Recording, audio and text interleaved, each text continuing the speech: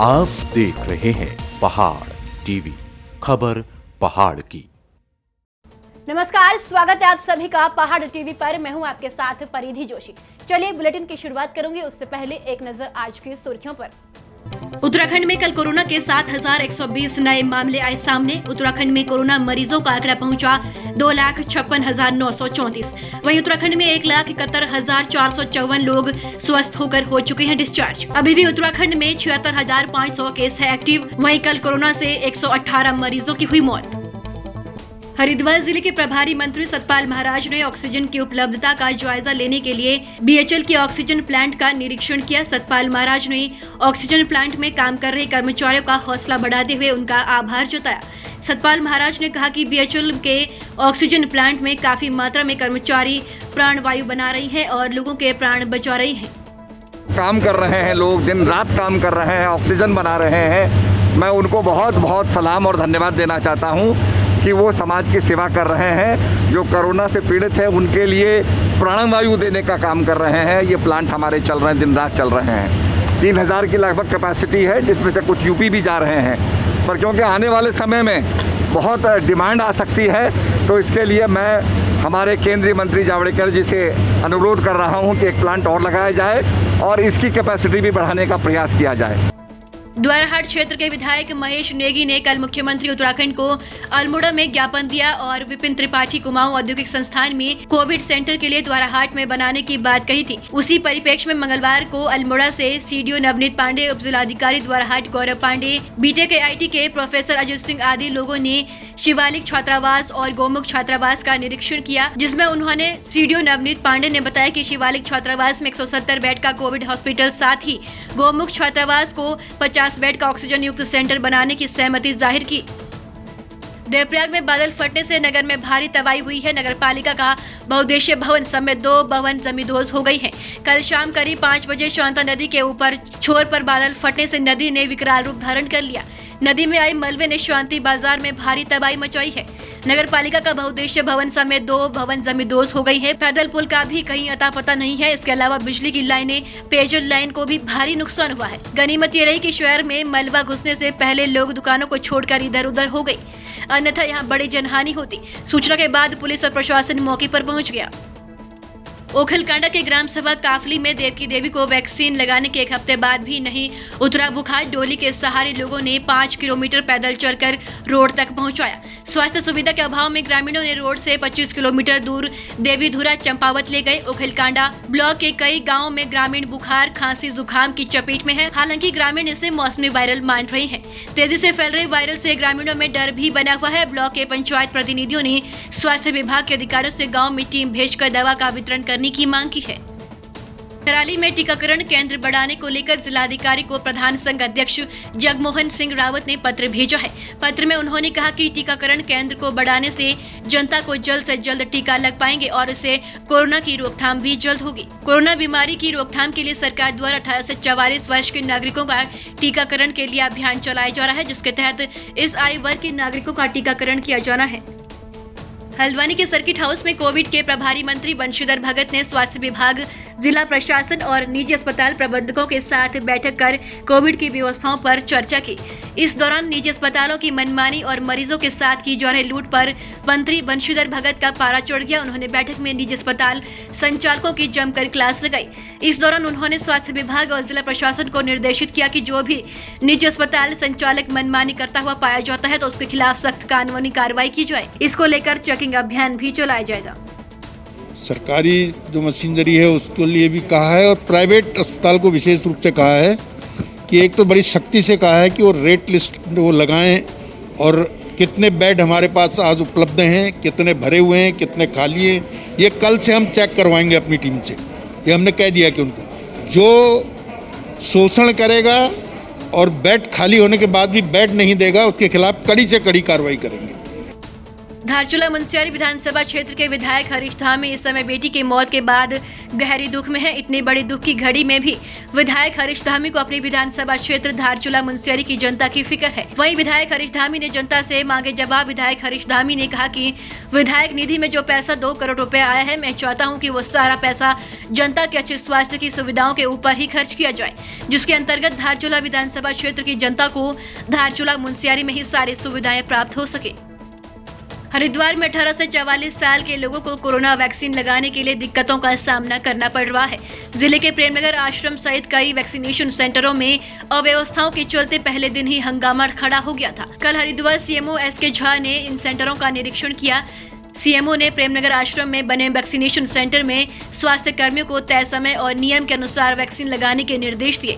CMO SK Jha ने बताया कि हरिद्वार जिले में रोजाना 2000 लोगों का रजिस्ट्रेशन किया जा रहा है, इसलिए प्रत्येक सेंटर पर लगभग 300 लोगों को ही वैक्सीन लगाई जा रही है।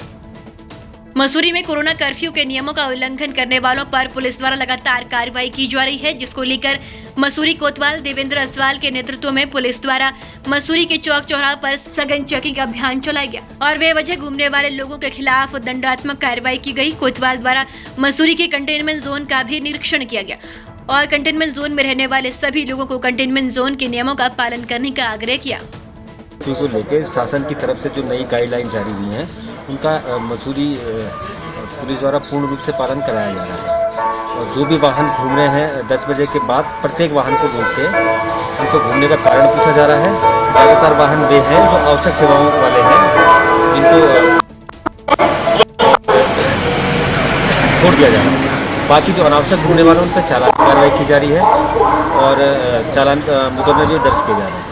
कि देखो, ये जो गाइडलाइन का सख्ती से पालन कराया जा रहा है और अगर ये सख्ती किसी को अगर अनावश्यक लगे तो वो अलग बात है। लेकिन उत्तराखंड में बड़ी तेजी से कोरोना संक्रमण फैल रहा है। संक्रमण के दौर में उत्तराखंड पुलिस देवदूत बनकर आगे आई है। उत्तराखंड डीजीपी अशोक कुमार के निर्देश पर चलाई गई मिशन हौसला के तहत सभी पुलिसकर्मी कोरोना पीड़ितों की मदद कर रहे हैं। हरिद्वार में कल उत्तराखंड पुलिस द्वारा एंटीबॉडी टेस्ट कैंप का आयोजन किया गया। इस कैंप में हरिद्वार एसएसपी सेंथिल अबुदई कृष्णराज एस समेत कोरोना से ठीक हुए सैकड़ों पुलिसकर्मियों ने अपना एंटीबॉडी टेस्ट कराया।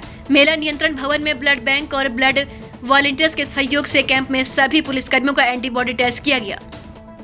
कोविड-19 के बढ़ते मामलों को देखते हुए अब सड़क और फ्लाईओवर निर्माण करने वाली कंपनी एटलिस भी जनसेवा के लिए आगे आई है। एनएचआई के दिशा निर्देश के बाद डोईवाला में हाईवे, सड़क और फ्लाईओवर निर्माणदायी संस्था एटलिस कंपनी के एमडी आनंद प्रताप सिंह ने कंपनी के HR head officer Lokesh Deshwal ने जॉलीग्रांट में स्थित हिमालयन हॉस्पिटल में मात्र 24 घंटे के भीतर दिन रात मेहनत करके ऑक्सीजन प्लांट के लिए ढांचा स्थापित किया है। इस तैयार शेड में डीआरडीओ ऑक्सीजन प्लांट स्थापित होने के बाद ऑक्सीजन का उत्पादन शुरू हो जाएगा। ये ऑक्सीजन हिमालयन हॉस्पिटल को दी जाएगी, जहां कोविड के भर्ती मरीजों के इलाज में काम आएगी। कोरोना संक्रमण के बढ़ते प्रभाव को देखते हुए प्रशासन और स्वास्थ्य विभाग के द्वारा संक्रमण को कम करने का लगातार कार्य किया जा रहा है। एसडीएम अभय प्रताप सिंह और प्रभारी चिकित्सा अधिकारी डॉक्टर सिद्धार्थ पाटनी ने ग्रामीण क्षेत्रों का भ्रमण कर लोगों को कोरोना के प्रति जागरूक किया और मैदानी क्षेत्रों से घरों को लौटे लोगों को क्वारंटाइन में रहने के आदेश दिए और कोविड के लक्षण दिखाई देने पर सैंपल देने की अपील की। 11 मई को थाना उखीमठ पुलिस द्वारा ग्राम शिरसौली में अभियुक्त प्रमोद सिंह पुत्र स्वर्गीय वीरेंद्र सिंह निवासी ग्राम करोखी पोस्ट ऑफिस देड़ा थाना उखीमठ को 48 हाफ अंग्रेजी शराब सोलमेट के साथ गिरफ्तार किया है।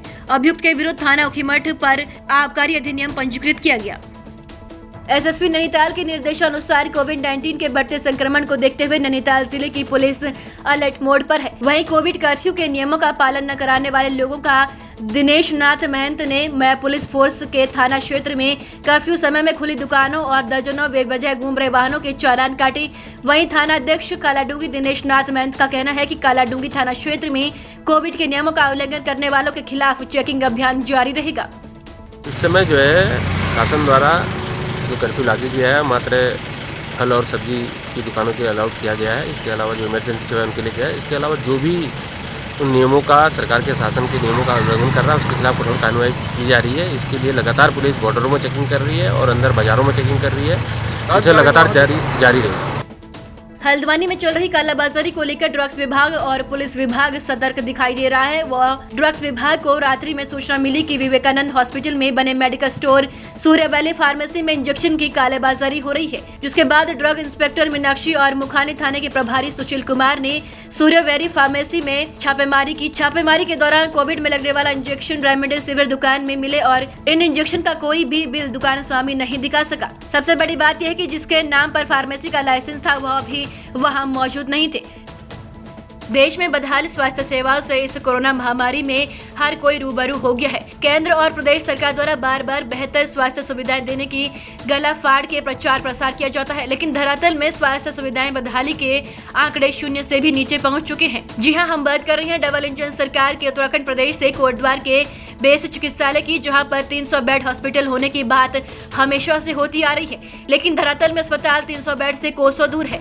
बेस चिकित्सालय की हालत इस कदर खराब हो चुकी है कि मरीजों को बेड तक उपलब्ध नहीं हो पा रही हैं। मरीजों को अपनी सांसें जिंदा रखने के लिए कोने में फर्श का सहारा लेना पड़ रहा है, जिससे मरीजों में संक्रमण का खतरा अधिक बना रहता है। इस समय आज की जो स्थिति है, इस समय हमारे पास आपके टोटल 70 बेड हैं, जो कि नॉन कोविड वाले 70 बेड हैं, जहाँ सस्पेक्टेड केसेस हैं हमारे। उन सस्पेक्टेड केसेस में 16 पेशेंट्स ऑक्सीजन सिलेंडर पे हैं और आपके 35 पेशेंट्स ऑक्सीजन कंसंट्रेटर पे हैं। हमने ऑक्सीजन सिलेंडर इमरजेंसी में भी उपलब्ध करा रखे हैं। ऊपर से जब मरीज शिफ्ट होंगे या डिस्चार्ज होंगे, क्योंकि मरीज थोड़ा जाने में टाइम ले रहा है, नहीं जा रहा है तुरंत, थोड़ा सैचुरेशन लेवल ठीक आने के बाद भी नहीं जा रहा है, तो जब तक वो बेड खाली नहीं करेगा तब तक हम नीचे से ऊपर शिफ्ट नहीं कर पाएंगे। लेकिन जिस भी स्थिति में है, हम उसको ऑक्सीजन और जो सेवाएं हैं वो प्रदान कर रहे हैं।